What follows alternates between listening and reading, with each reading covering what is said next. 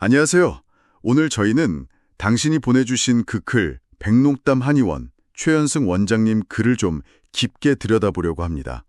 코로나19 이제는 지났다고들 하는데 이상하게 계속 숨이 차고 쉽게 지치는 분들 정말 많으시죠?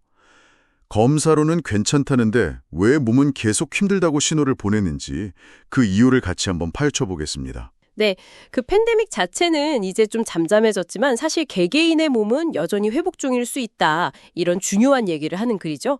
특히 말씀하신 것처럼 검사상으로는 별다른 이상이 없는데도 계속 불편함을 느끼는 분들이 계시거든요. 바로 그 근본적인 이유가 뭘까? 여러 각도에서 좀 살펴보는 게 중요할 것 같습니다. 맞아요. 그래도 딱 그런 사례가 나오잖아요. 검사에선 멀쩡한데 계단만 올라도 숨차요. 아니면 오전만 지나면 그냥 방전돼요. 이런 분들. 이게 단순히 나이가 들어서 그런가, 운동이 부족한가 이렇게만 생각하기엔 좀 이상하단 말이죠. 먼저 원장님 그래서 이 숨참하고 피로, 이걸 좀 구분해서 봐야 할 것 같은데 어떻게 다른 건가요? 네. 그래서 그 부분을 명확히 짚어주죠.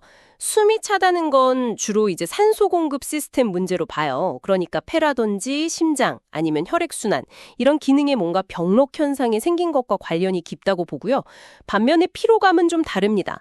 산소나 영양분이 세포까지 잘 전달은 되는데 이걸 에너지로 바꾸는 말하자면 활용 시스템에 문제가 생긴 경우죠.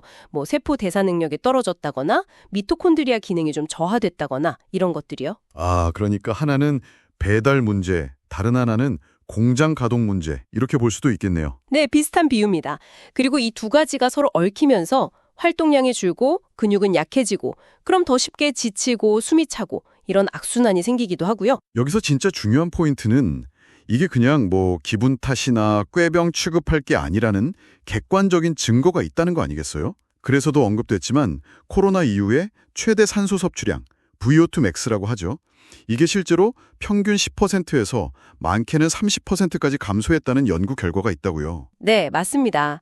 그 VO2 max라는 게 우리 몸이 1분 동안 최대한 쓸 수 있는 산소 양인데 이게 일상적인 체력 수준을 보여주는 아주 중요한 지표거든요.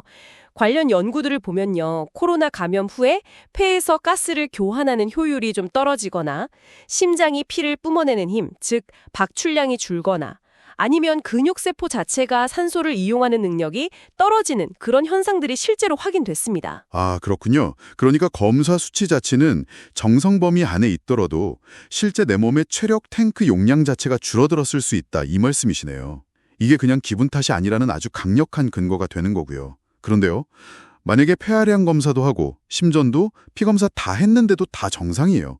그런데도 계속 피곤하고 숨도 차고 심지어 가슴까지 두근거린다. 이러면 이건 또 어떻게 봐야 할까요? 네, 바로 그럴 때 최 원장님 글에서는 자율신경계 이상을 의심해 볼 수 있다고 지적합니다. 특히 기립성 빈맥증후군, 영어로는 포츠라고 하는데요.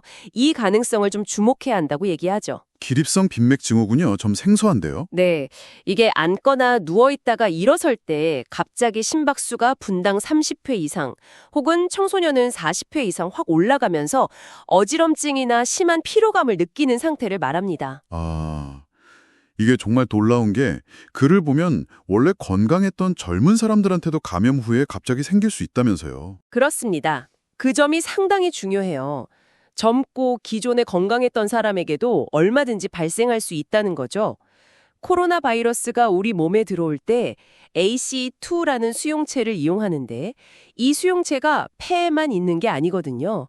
심장, 혈관, 신경계 등등 우리 몸 여러 곳에 분포해 있어서 바이러스가 이런 다양한 기관에 영향을 미치고 그 결과로 자율신경계 기능에 이상이 생길 수 있다는 겁니다. 듣고 보니 이게 코로나19만의 아주 특별한 현상은 또 아니라는 점도 흥미로워요.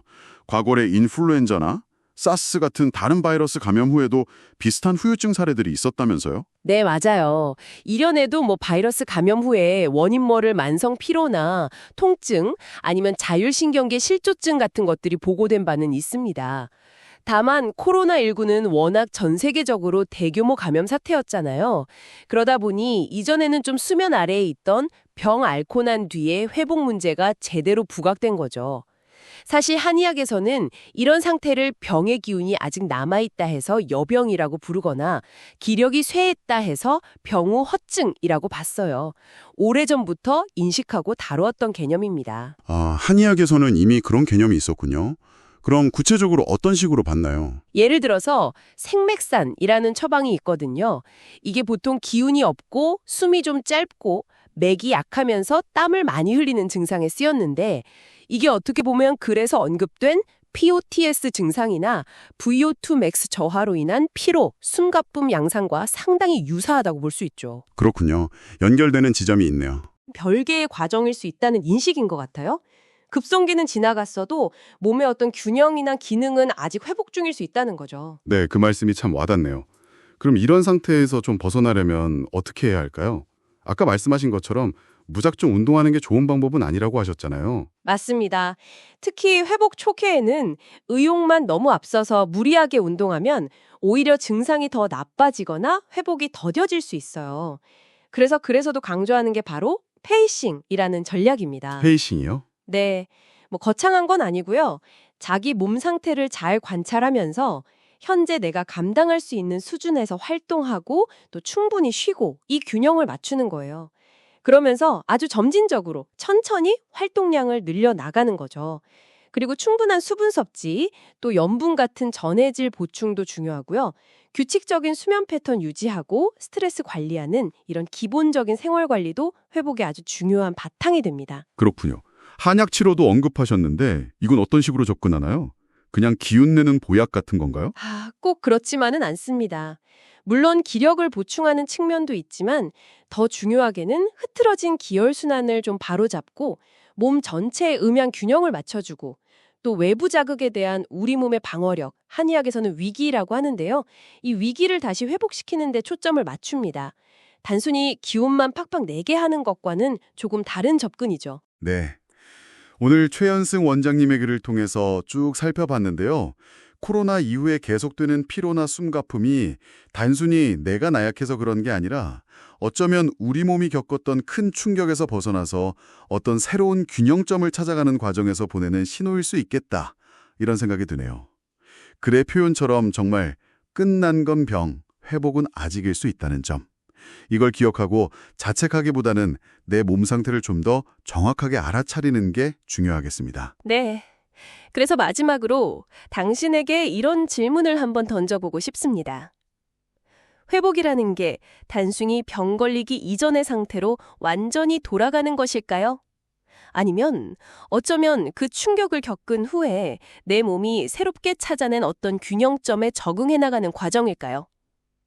당신의 몸이 보내는 신호들에 좀 더 귀 기울이시면서 이 회복의 여정을 어떻게 이해하고 또 잘 관리해 나갈지 한 번쯤 고민해 보시는 그런 계기가 되셨으면 좋겠습니다.